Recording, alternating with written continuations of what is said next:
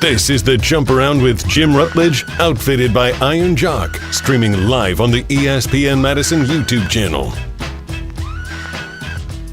It is the Jump Around 3.0. I am Jim Rutledge. I'll be joined by Melvin Gordon, arguably the greatest running back in Wisconsin Badgers history, that according to his friend and former teammate James White. So we'll ask Melvin Gordon about that a little bit later in the show, and we'll catch up with him, see what's new in his world and his thoughts on the Badger football program.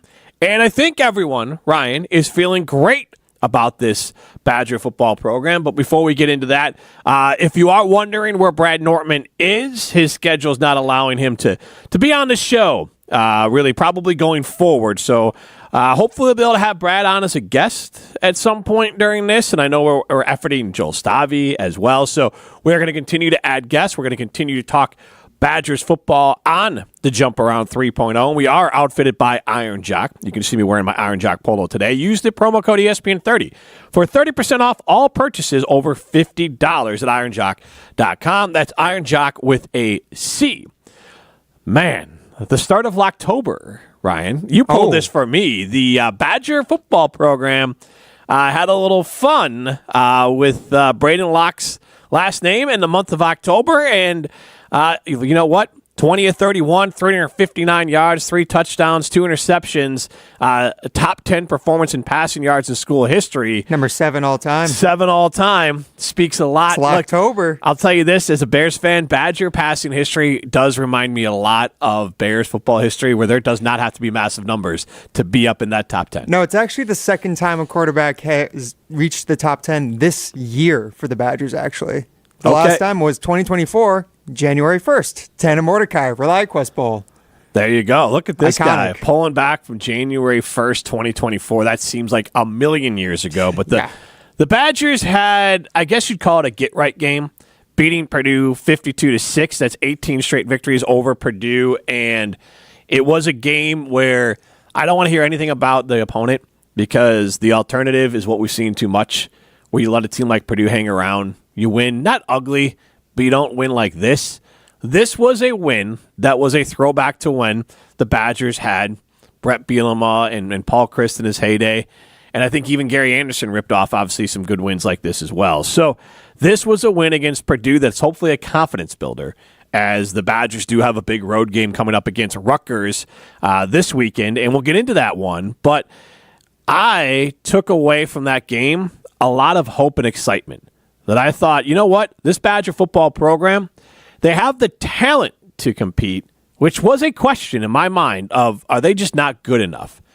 And they might not be good enough to be able to play a whole game without getting worn down mentally and physically against a USC who did lose to Minnesota, so not great there for Badger fans as far as optics. But then, obviously, Alabama losing to Vanderbilt. Never mind. Badgers stink. I take it all back. No, I would say that the Badgers laid the blueprint for both those upsets is how I'm going to spin that one, Ryan. Wonderful. I love spin. it. And maybe someday we'll see the goalpost taken down State Street when the Badgers knock off a top opponent. Maybe that'll be Oregon later in the year. Into Lake Mendota? Yeah. Just let them put them right up there, right up next to the Statue of Liberty when they freeze the lake over, too. Yeah, I mean, that's the route it would take, right? Down State Street. That's the equivalent of Vanderbilt and their students. Now it was like a 2-mile walk taking the goalpost from the Vanderbilt football stadium down Broadway in Nashville. Epic. And I'm glad they kind of just let it happen, because one, it was a big win, and two, not worth the fight over not doing it. The SEC will be fining them for storming the field and taking down the field goal post, but they're paying that fine by selling off pieces of the field goal post. Right, and I think, and also that fine is blowing up. I guarantee they've gotten a lot more donations, and that program is doing better than they have ever done. So, including, I think carrying that goalpost definitely helped. And hopefully the Badgers will have a win like that. But the Badgers, if they can play a complete game, and I said this before the Purdue game, if they played a complete game against Purdue with the same intensity and effort and locked-in nature that they played against a half of Alabama and a half of USC, I thought they'd be able to take care of business. But now they can see that. They have proof in the pudding that, hey, we go out there and execute the way our coaches tell us to execute. The coaches have a game plan. We have the players. Yes, it's Purdue, but they beat the snot out of Purdue. And so now you take that and you play Rutgers team which is coming off a loss. They're a beatable team. They are a team that is good. And so this is not a cakewalk. This is not Rutgers of 6 years ago. This is Greg Schiano's Rutgers back, well, I don't know, 13 years ago, 14 years ago, the first time around when he was at Rutgers. So Greg Schiano's got a good program there, and Rutgers is a good football team. And the Badgers are rightfully a 2.5-point underdog, but that also means, I don't know if it's exactly the same in college football, but in the pros you get 3 points for being the home team. So the bettors do believe the Badgers got a puncher's chance. So do I. And it all starts with Braedyn Locke. And how much better can he get?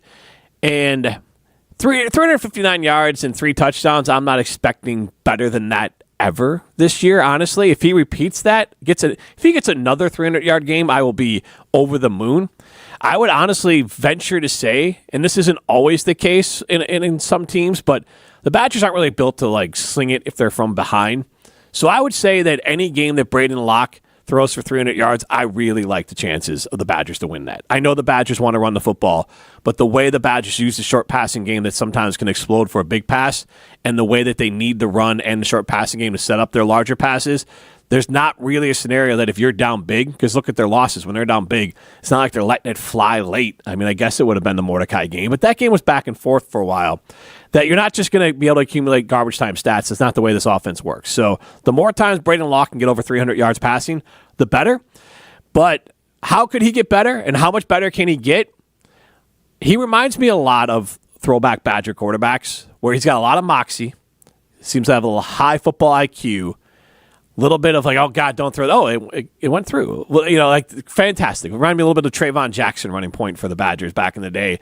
I think for their first Final Four team, he was on that team. And, man, there was some shots that he would take that you would close your eyes and wish he didn't take it, and then they'd bank in and he'd win the game. So, I mean, there were plenty of times that those shots would go in, and I think sometimes Braedyn Locke makes some throws where you're like, dear God. I will say, wasn't it like at the half of the Purdue game you said Braedyn Locke could have 3 picks he right could. now? You tweeted that out at one point. And it was true. I mean, he needed to get settled.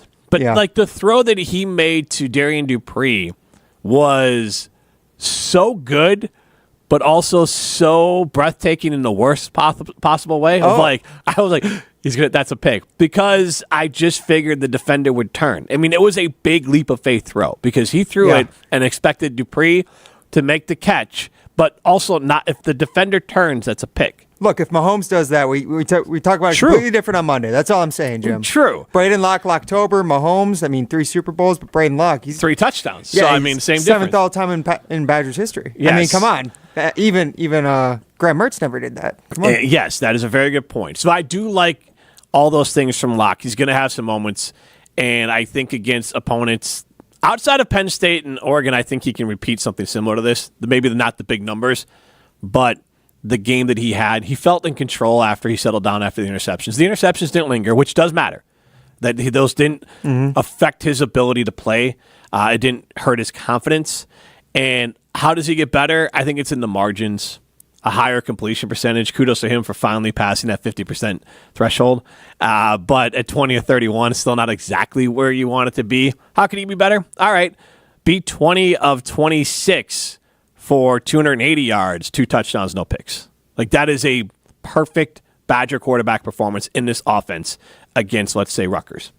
Do you feel like since Braedyn Locke's taken over that Phil Longo's just started calling the game a little more aggressively too at times? Like, when Tyler Van Dyke was the quarterback, it didn't feel like they were taking as many deep shots as they are now. Like that pass to Vinny Anthony, even the ones to C.J. Williams in the USC game, it felt like that wasn't in the playbook to start the season. And maybe they were like trying to be conservative, trying to like keep things hidden before Alabama. There's that argument too. But even now, it just feels like at the very least they're being aggressive and they're taking chances, which if you have Braedyn Locke and he's not going to have the greatest completion percentage, you need to hit some of those big plays. You need to take some of those risks. And at least he's willing to do that, and he can hit it sometimes, like you said. Trick shot artist. And I don't have access to the all 22s, nor would I watch them if I did, to be fully honest. But if you looked at it, I don't know how many times did Van Dyke not make that throw. Was there someone running open that Braedyn Locke lets it rip to? But that's the thing, is it even feels like they're just throwing it on the sidelines and giving receivers a chance to get the ball. Right, and that's so you're two different things here. Is Braedyn Locke more aggressive in this offense than Van Dyke? Absolutely. Is Phil Longo calling the game more aggressively than he would have with Van Dyke? You got to take into account the early opponents not showing anything against Alabama, and then also are you able to block it up against an Alabama, USC? But regardless of all of that, I think the biggest difference would be that Braedyn Locke is, and obviously Van Dyke transferred in and he ran an offense similar, but not the same offense. Braedyn Locke is around now for a while. He's been running this offense in practice and has had a decent amount of games. Now he's got, 2 and 6 in starts for the Wisconsin Badgers? That would be correct, yeah. 2 and 6. So that is an improvement. He was 1 and 6, so that's obviously a jump up for him. But I think all those factors come into it, and then I think Braedyn Locke has a little bleep it, I'm just going to go deep, which I think you need to do a little bit more of, and it helped the Badgers. Will there be a game? Again, will it bite them? Yeah, it bit them against USC. I mean, it will bite them. And thankfully, it didn't bite them against Purdue. He throws 2 picks in the same half against Rutgers like he did against Purdue.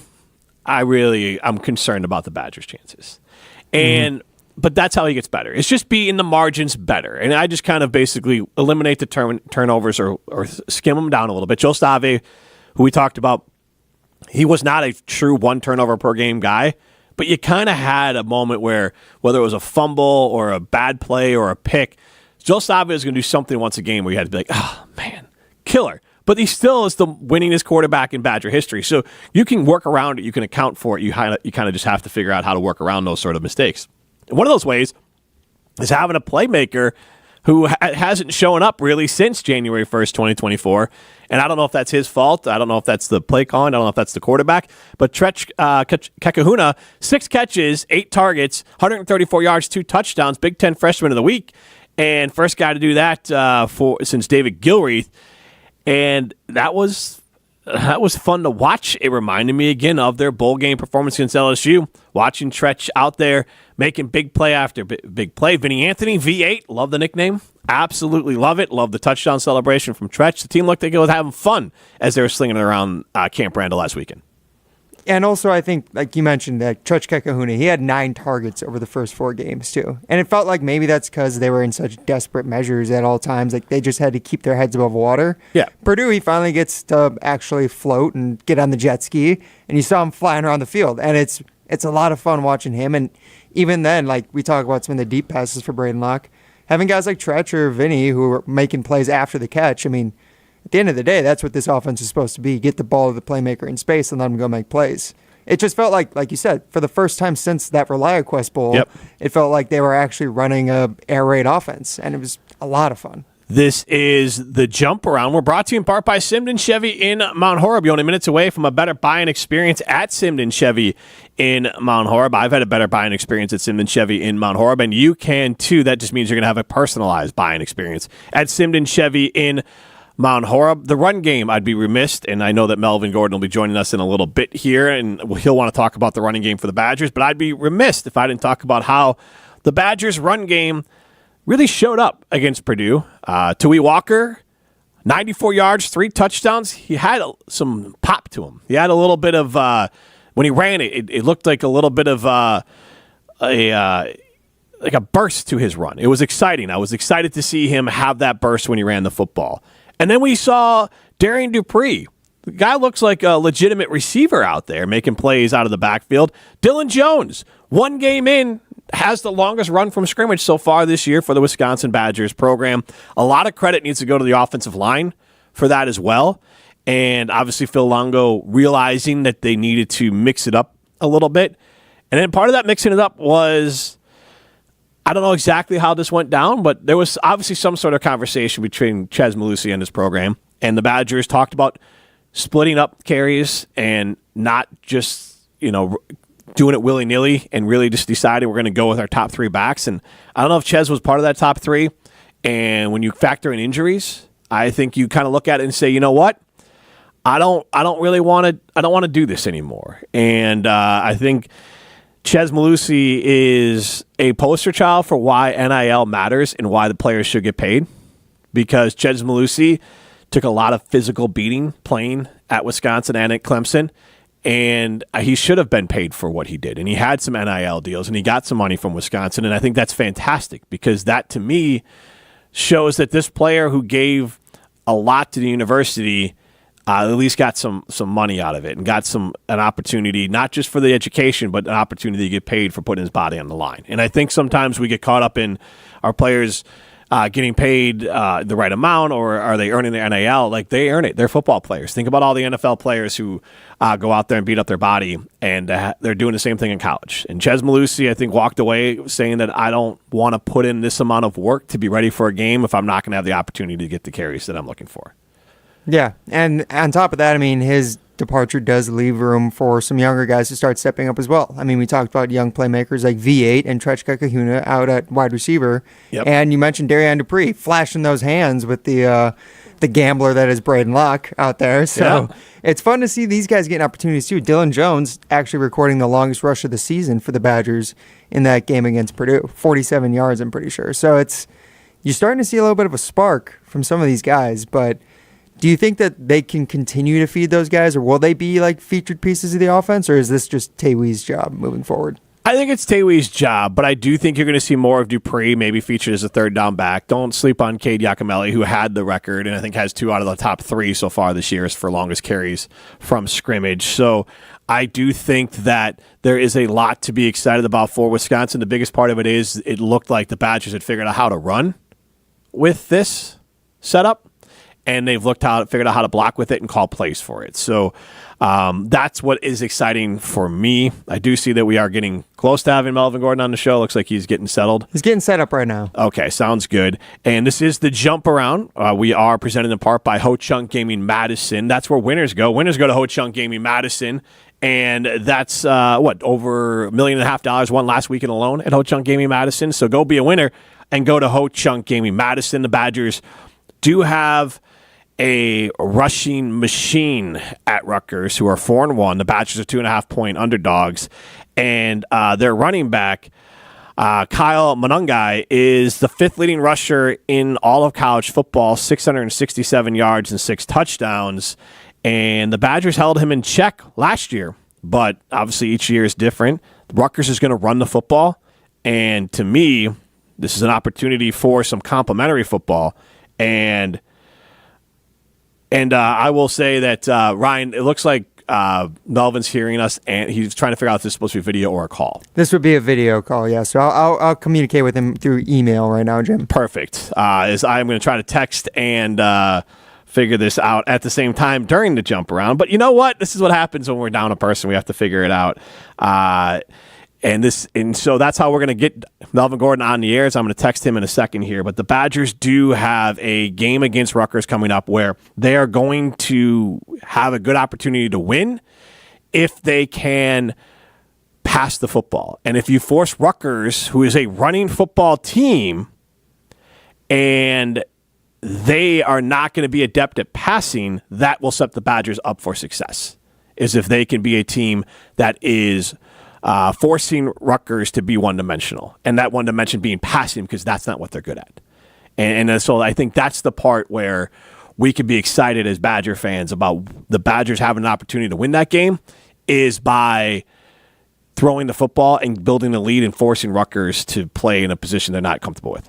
That's essentially what Rutgers had to do last week when they played against Nebraska. Nebraska got out to a 14-point lead, and then at that point, as good as Kyle Monungai is, Nebraska's defense settled in, slowed him down, and then it's just the quarterback for Rutgers, Ethan Kalikmanis, some Badgers fans might remember, former Minnesota quarterback, actually lit him up in the 2019 season or 2021 season at Camp Randall. But since then, he's just been a very pedestrian, very underwhelming quarterback in the Big Ten.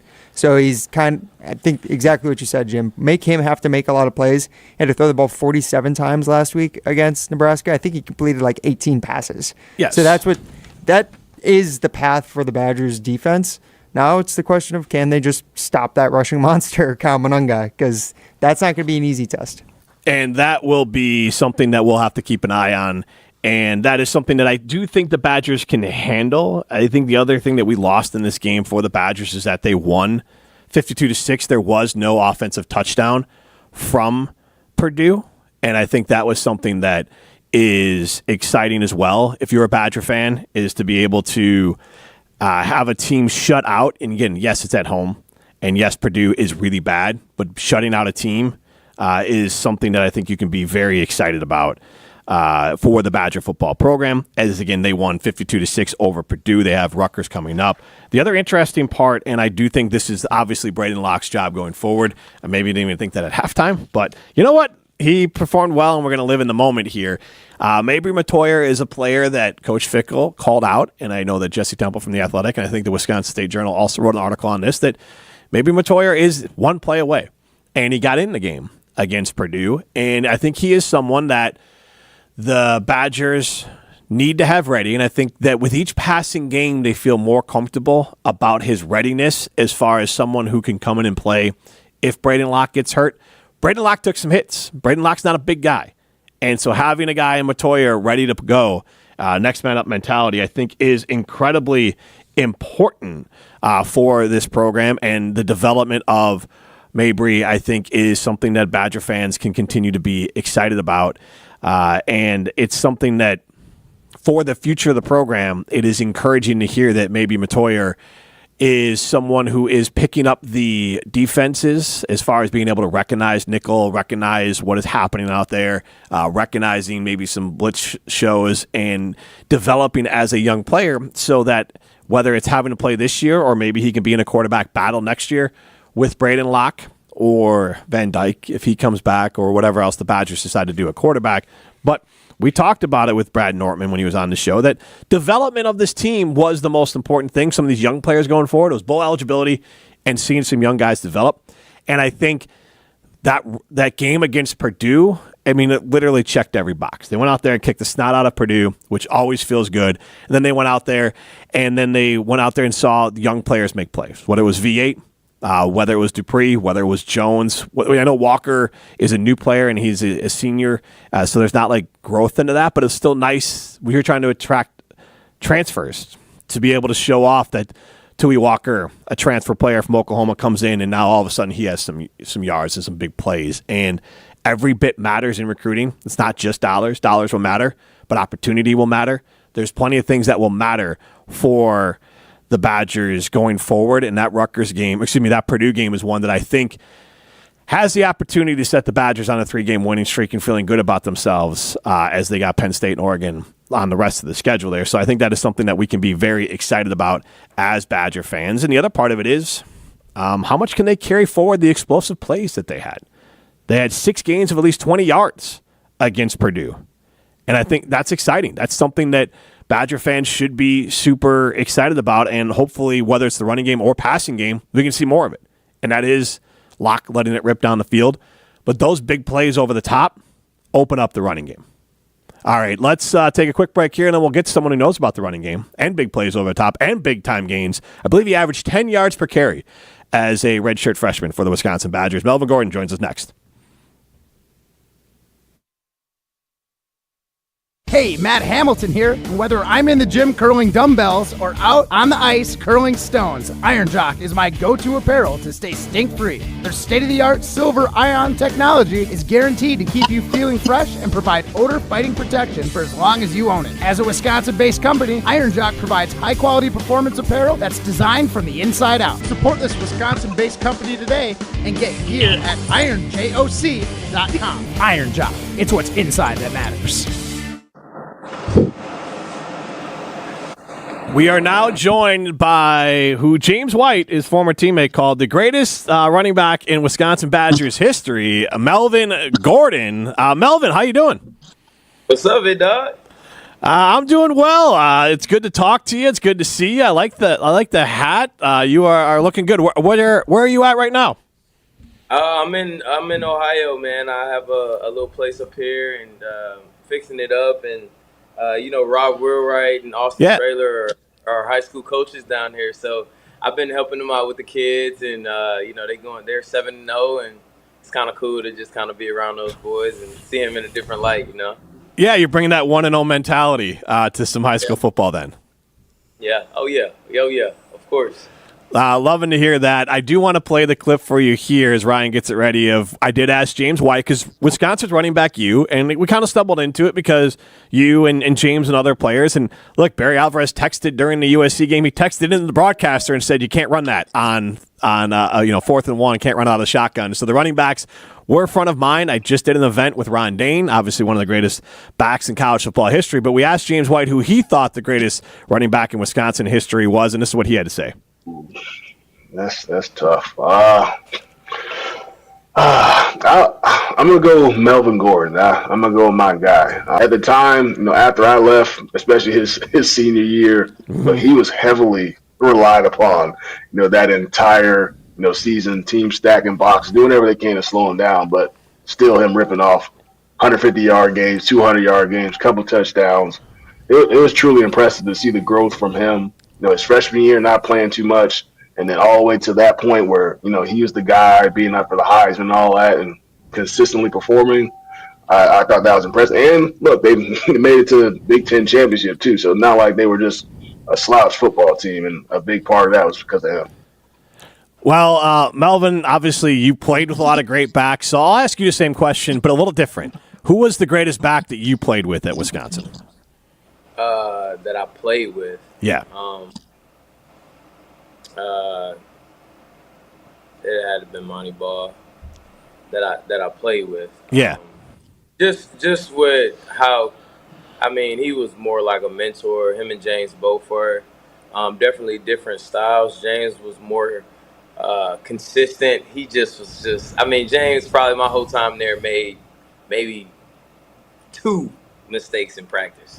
He was just very consistent. But Monty was just he was up for the Heisman.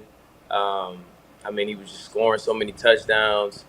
His work ethic was crazy. He was just the guy when I got there. So I would have to say Monty.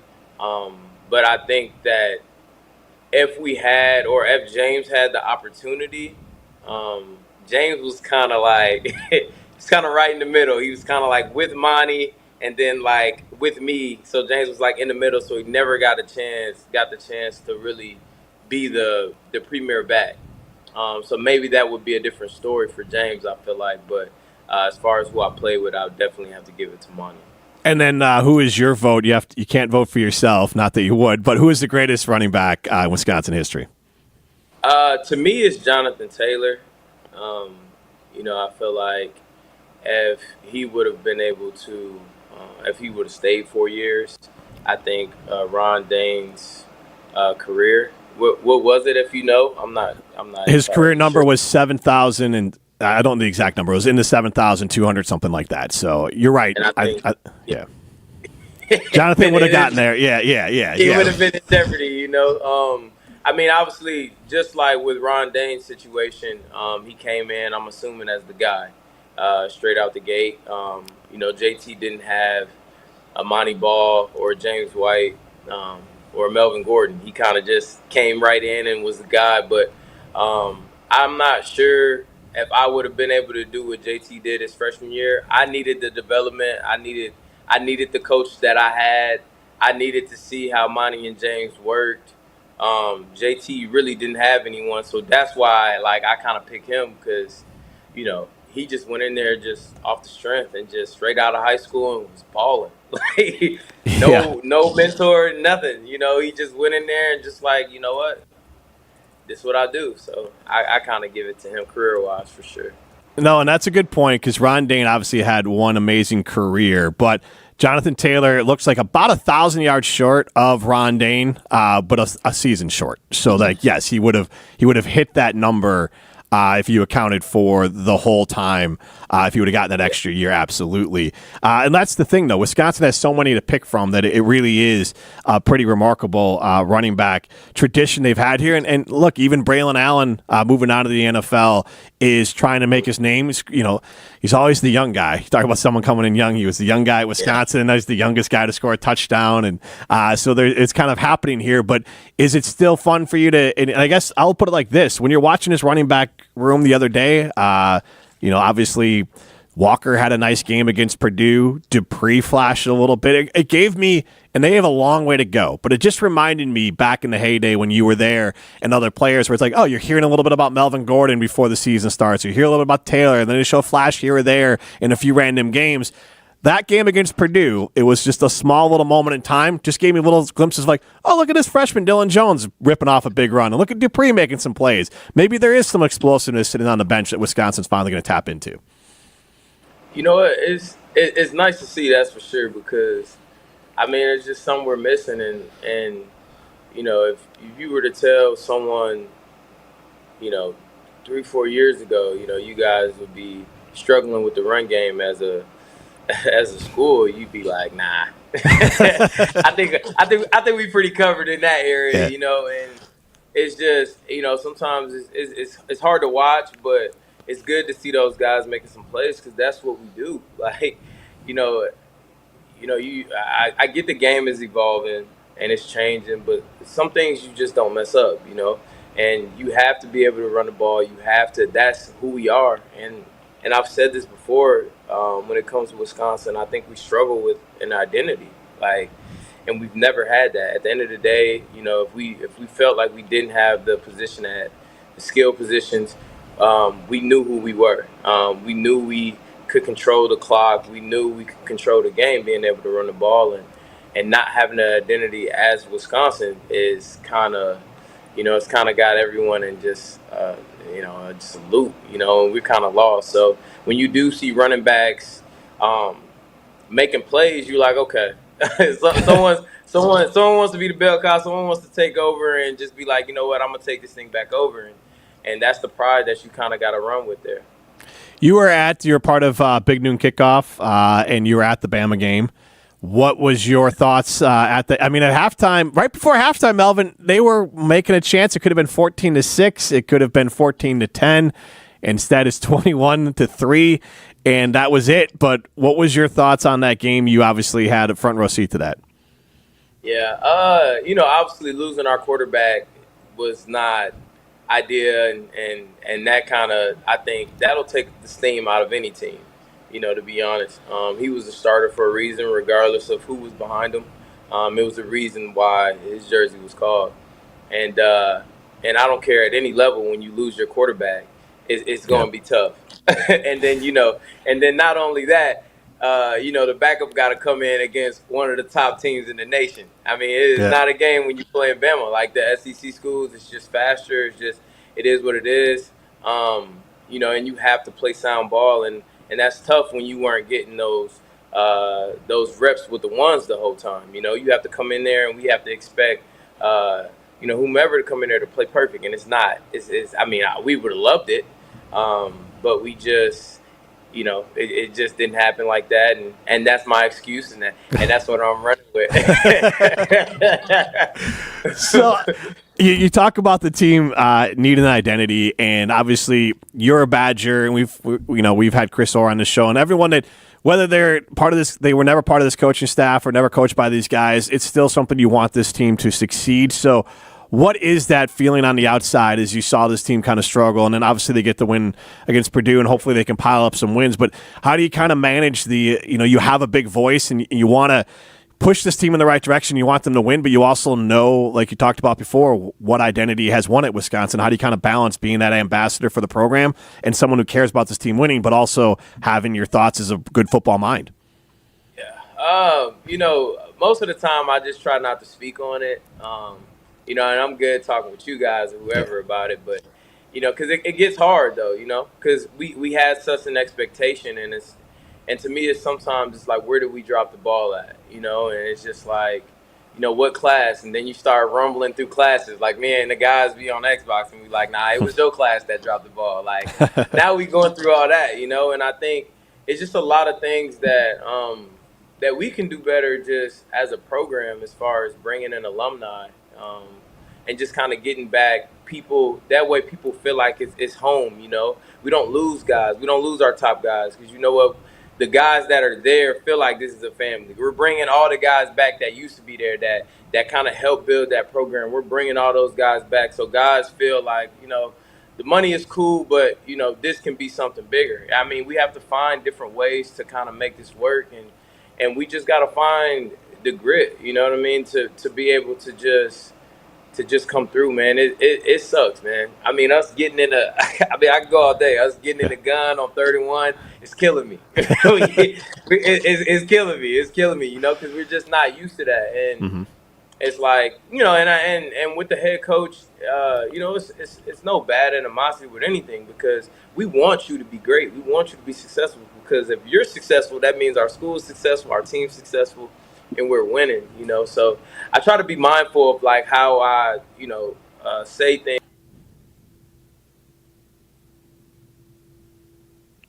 Oh, it looks like Melvin's. There you go. He froze for a second. Yeah, I think the university cut you off a little bit. You know, yeah, they trying to get me, man. You know, like I said, I can go all day, but man, it's just, you know, I hope they figure it out very soon here, because it is tough to watch the Badgers, man.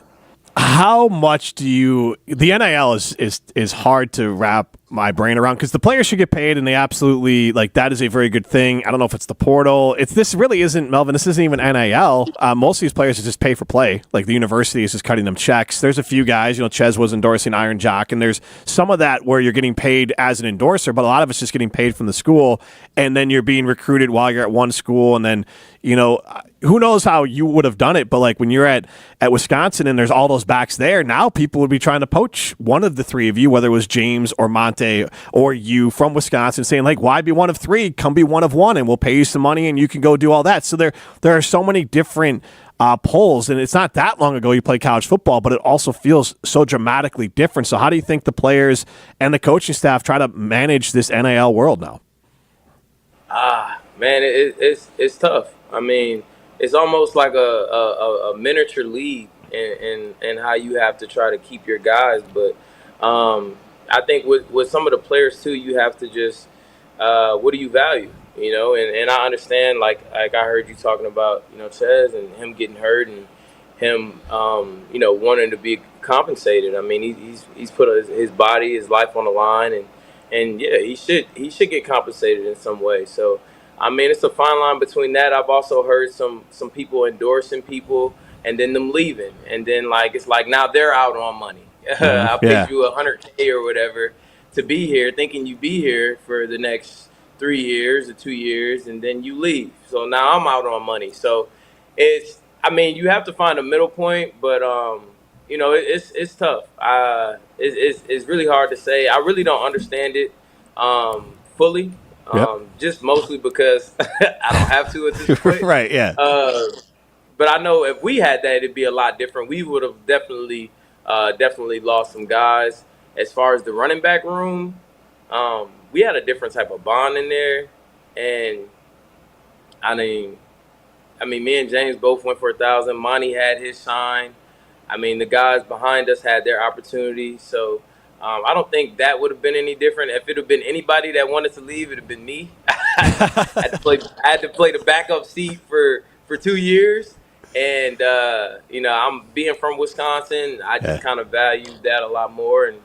But as far as what I feel like the coaches should do, it's tough. And I think that's the bind that we're in. After talking to some people around the organization, I think that's some of the issues. I think SEC been kind of paying players under the table for a while, so they kind of got this thing figured out.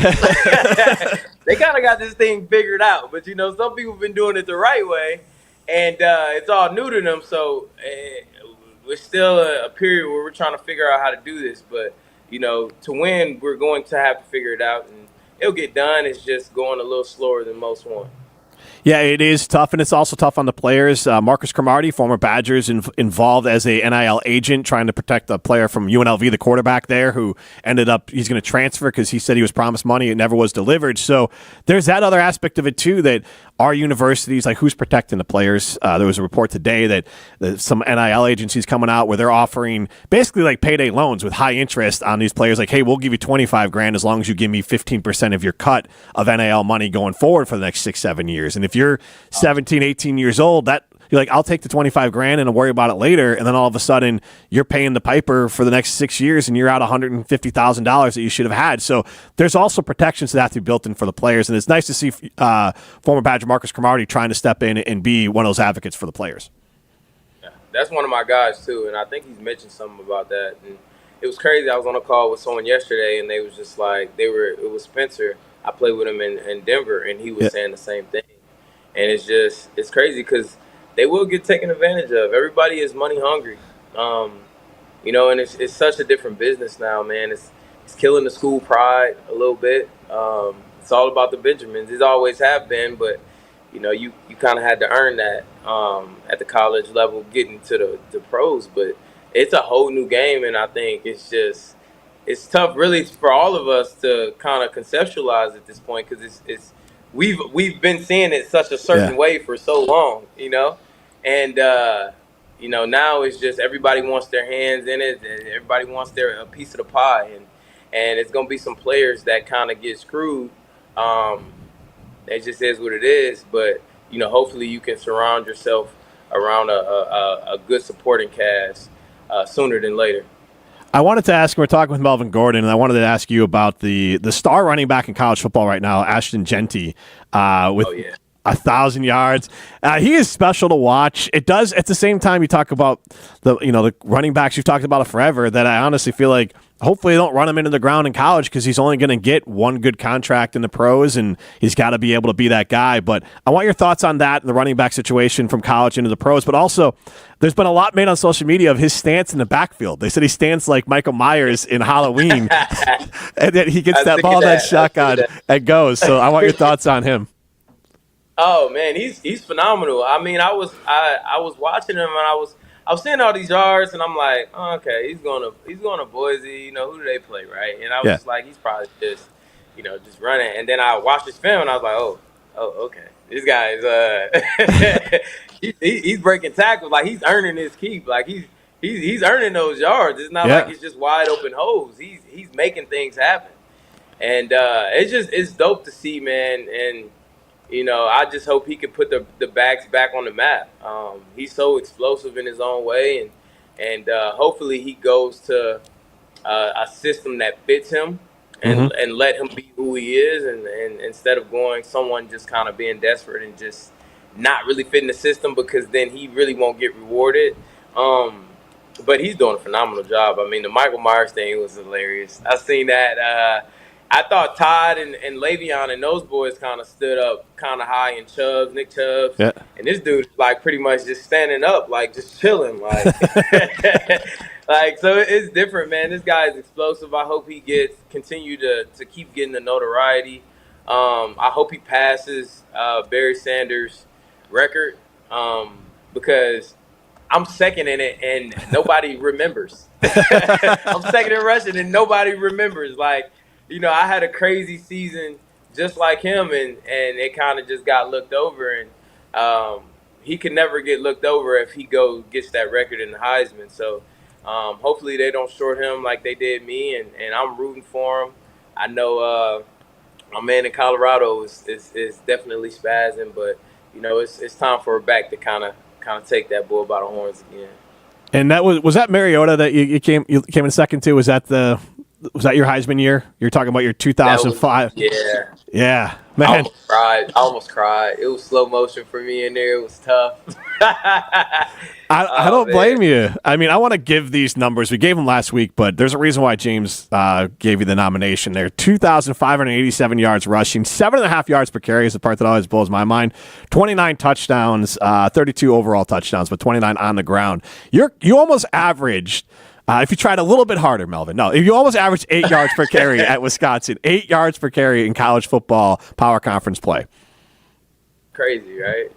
And people talk about crazy seasons and never bring that one up, and I just be like, you know, what more could I have done? You know, it is what it is. Well, you kind of continue the tradition of getting Ron Dane, because Ron Dane is not the all-time leader in rushing yards, because something weird with like they count some of his bowl stats, but not other bowl stats because of when the bowl game fell. And then you were pulled, I believe, right at the start of the fourth quarter against Nebraska. You should have had the single game record, and then and then Oklahoma just runs up the score and gets you passed. So you got rondained as well, where other people decided to run up the score. Wasn't you could have had another. With all due respect, actually, there's no respect to Nebraska. You might have had another 60, 70 yards against Nebraska in that game. Oh, yeah. Easily, man. And it just sucks. And like my college career, it was just I kind of fell short of a lot of things. Big Ten championship, the second in rushing, what you just said with Monty had what? How many touchdowns? 30 what? He had 38. Yeah, he was up there in touhdowns. You had 32 though. You were getting again, the same thing could have been said for Ron. Like he was pulled a lot, especially when he was younger, pulled in games. Started the fourth quarter, like, hey, let's not run him out. Like we're not chasing all time records. You could have hit whether it was that last season if you weren't pulled in games or given the opportunity for those touchdowns. And one thing I'll say for Brett. That I don't know for sure if Gary did this, but Brett definitely was hunting stats. So like he kind of knew, let's get Monty this touchdown. There was certain times where it's like anyone can get it. Let's just have Monty get it. And so like that was a nice little thing that the Badgers did when Monty was here as well, which is smart because then you get that record you get to hold on to. Oh, trust me. If anybody knew that, it was me and James. Me and James was like, hey, that's why we wanted to take it 50, 60 yards. We was like, we know if we get in this red zone, we are getting out the game. We knew. and you know what? Russell probably heard from it too because they almost negated each other for that Heisman. Because Russ and Monty are putting up those big numbers that, like, how could you have which one of those guys could only get the big time numbers? And it went to Monte. But yeah, that team was, again, I guess it's one of those. It's not short of like it was spectacular, but it could have been like all time great one of those seasons. It was. It really could have. I mean, they had the formula to like what we needed for our program with Russell. Yep. It's like go get that style of quarterback. It worked for us. You know. It did. Let's put it on a positive. What at Wisconsin? You had a ton of moments, but what was your favorite moment as a Badger? My favorite moment was winning the bowl game. I'm not gonna lie to you. My last year, the Auburn one. The Auburn one, man. Yeah. Just because the first 3 years we lost I think we lost a Rose Bowl. We lost 2 Rose Bowls. I want to say we lost James' senior year, and that really hurt me too. Because James was like, that was just like my big homie, and James that went out and, he kind of held it together, but I was just a little salty because I was like, I wanted to win this for him, That's just the pride and just how much I wanted it bad for him. And I just remember, I tell people, I remember being in my room that night just kind of tearing up, knowing it was my last game as a Badger. And I was just like, man, like, I gotta do this for the seniors. I cannot have my last game remembered as a loss. Yeah. And I was like super sick. I felt like I had the flu. And people thought I wasn't gonna play. They thought I was just sitting out. I'm like, nah, I'm playing this damn game. I'm just sick as hell right now, and I'm just trying to figure it out. But that game, I was crying. I was tearing up. We lost our coach. That year when I went to the Heisman thing, we lost. Like, I had no one out there with me supporting me because we were going through the whole coaching staff. And it was just, everything leading up to that was just so tough. And Barry coming out and him doing that not once but twice for us, and I always respect him for that. And us winning that game, and it just was like the icing on the top for me, man. The cherry on the top of the cake. And you talk about a running game, and Joe Stavi's the winningest quarterback in Badger history, but he went 14-27 in that game for 121 yards, 1 touchdown, 3 picks. But you, the Badgers scored 34 points. 1 in overtime, 34-31, 34 carries, 251 yards, 3 touchdowns. Obviously, and Corey had a heck of a game as well, but you obviously were the bell cow. Yeah, you couldn't carry all 400 of team rushing yards. You had 251 of them. So yes, your friend Kenzel Doe had a couple big. He had 2 carries for 39 yards. So a couple guys stepped up in that game. We needed it. We needed it every down because it was some games where I was preferably Iowa, where probably was because a couple times. And my homeboy is a Sojourner. I remember walking up to me and being like, Mel, we need you one more play. And I was like, bro, my body is I got you, but I am done for right now, So it's some good times, and I could talk ball all day with the back. Yeah, and then Rafael Gaglione with the game winner. So yes, that guy was seen him too. That's my guy. he was a fan favorite. What was the trophy game that mattered the most to you? Oh, the Axe. Axe, okay. It was. Oh yeah, I didn't play any type of games when it was Axe week. I was locked in. I refused to lose that Axe. I mean, from day one when I stepped in there, it was like the older guys was like, yeah, I don't care what you do, but if you lose this Axe, like, you probably be off the team because like that's how much like it means to us. Like, yep. I mean, I remember I almost got kicked out a couple games. Coach. I mean, it was just. I don't know if you remember or they showed it, but one of the games after when we played in Minnesota, I think it was James' senior year, and then they lined up. We beat them, and they lined up in front of the goalpost, and we were all about to go at it. Yes. So it was because they didn't want you to chop it, right? Yeah, I do remember. Yeah, that. they did. Yeah. So that's why I think they came up with the new rule that they already bring it over there. I think that happened because of us. That's how much it meant to us. Melvin, before you go, you also had you're a Super Bowl champion. You had a heck of an NFL career. What's the moment that stuck out with you in the NFL? And it still could be going, but what's that moment? The moment as far as what? Because you got a lot of moments. But I mean, your NFL moment, whatever one sticks to you that you're going to tell grandkids about or whatever. Of this was my moment in the NFL that sticks out to you the most. A moment. It's tough to say moment, but the season.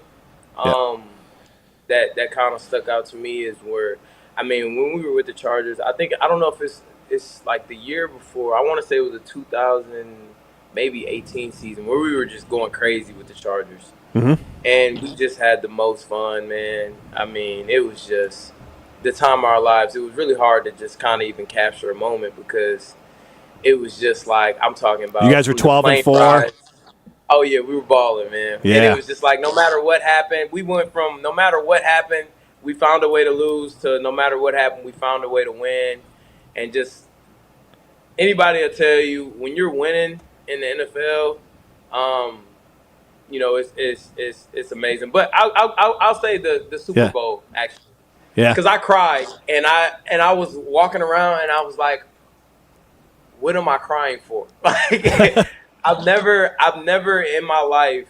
I mean, I haven't got married or nothing like that, but I've never cried tears of true joy. Yeah. Like just being a kid, you have millions of people out there that would love that watch that confetti drop down, that has wanted to be in the NFL, didn't have the talent, or whatever the case was, that always just dreamed about that. And even when you make it to the NFL, you have guys that play 20 years that never get to experience that. And, obviously for me, it would have been lovely if, I thought I got to experience that while being on the field. But shout out to those guys and just kind of how everything happened that season with Denver and me getting to that Super Bowl and us winning. And I've just never felt so happy. I was just like, this is exactly what I dreamed of and thought of this to be as a kid. I could see how Tom Brady was addicted to going to Super Bowls. It is like a drug that you can never take ever again. It's just you experience it for that moment. And it's just, it's the happiest I've ever been in my life. I'm kind of pulling this off of Google, but it looks like less than 10% of players ever play in the NFL have won a title, have won a Super Bowl, have that ring. So you are in that elite group. Yeah, and you got it. And the question so since the Chiefs are 5-0, you were around them. What is the secret to their sauce from the outside looking? Or you were in there, and then obviously even this year as you watch them. I tell you the sauce. They have a different style of coaching, and they are like. Man, they make no mistakes. Like in practice, everything is done to a T. and it is done with perfection. They're perfectionists, and I'm talking top to bottom. Like they are just perfectionists. They are going to rep something. And I thought like, oh, the playbook is like super hard. No, it is not that hard. It's not that hard. But they know what they like to run. Obviously, you have number 15, Yep. and Andy Reid and obviously Travis and Chris Jones. And you have some pieces which all teams need. But I think Andy Reid and Pat together is like a duo that I've never seen. Because Pat do some stuff in practice, and I tell people I've been around. I've been in the league for a while. I've been with Phillip Rivers and some things like and different quarterbacks and different players, Mike Williams and different players where they do some stuff, and you're like, okay, that guy's different. It's hard to wow guys. You know what I mean? Yeah. It's hard to wow guys in the league. Pat wowed me like once a week. That's hard to do. I know once a week sounds crazy, but when you've been around a lot of like top tier guys, you don't get wowed as much. Like I seen, he'll do something, and I'm like, what? Like you're not supposed to be able to do that. Like it's crazy. And then him with Andy Reid, but they're like perfectionists, and I'm talking about it's a different style because with the Ravens, they're like, everyone is a perfectionist in their own way, but it's just a different style of what they go through. Like the Ravens are just. They some bad mofos. And it's like, we're going to practice that way. We're going to practice hard. We're going to beat anybody that get in front of us. We like the bad boys on the block. Like, and they just don't make mistakes because they practice with perfection. They don't make mistakes. Like, if someone threw a deep ball and, like, they were about to drop it, it'd be, like, tense. Like, and then when you get in the game, it's just like everything is just, I mean, you've practiced with just trying to be perfect so long that even if you fall short of that, it's still a good play. And that's why I think they haven't been playing up to par and they're still undefeated. It's crazy. So we'll let you go on this, tying it back to the Badgers, and we appreciate all the time. Like, what is your, with the best intent, advice you can give to this program as far as being able to turn it around? What I would say is just you have to dig in. And you have to – it has to mean something to you. When you're losing like this in college, it means more because now – and that's why I say the school pride, When I was out there training, I knew that my team was going to be relying on me to be that guy to – when we needed to play, like I said, Sojourn, Mel, we need you. I knew that was going to be a situation, and I feel like – get out the mindset. I mean, you still have to think about the money, but get out the mindset of money just being the only thing that motivates you. It has to be your teammates that motivates you. It has to be the school that motivates you. It has to be the fans that pay whatever dollar and take the time and bring their kids out to come see you. They have to motivate you. It has to be something more than the NIL that motivates you to be better, And then when you have that school pride, you have that love, it shows. It shows.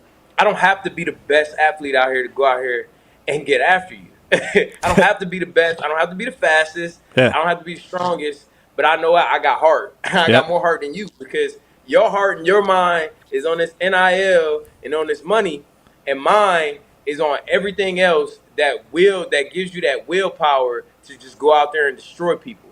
And that's what the guys before us did, and that's what we did. And that's what they need to do. And once they can figure that out, if you're a good player, the money will come.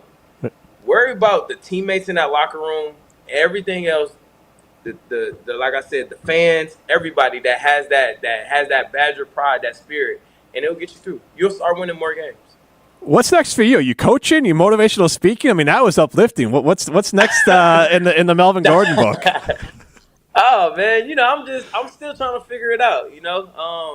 It's tough sometimes because I just was so focused on ball, and we have this golf stuff with vibes. Vibes. You know about that. Yeah. We're picking stride up with that. So it's a lot of other things going on.